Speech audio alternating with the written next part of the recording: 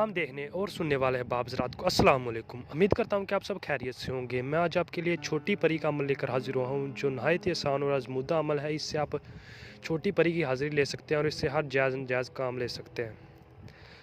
अमल शुरू करने से पहले तमाम नए आने वाले दोस्तों से गुजारिश है, अगर आप हमारे चैनल पर न्यू हो तो हमारे चैनल को सब्सक्राइब कर दें और साथ में घंटी के बटन को भी दबा दें, ताकि हमारी नई नई अपडेट आपको नोटिफिकेशन के साथ मिलती रहे। तो चलिए अमल स्टार्ट करते हैं। और कुछ लोग दोस्त अहबाब कहते हैं कि हमें हाज़िरी नहीं होती। हाज़िरी होती है, अगर आपसे नहीं होती तो आप हमसे रब्ता करें, हम आपको हाज़िरी करके देंगे।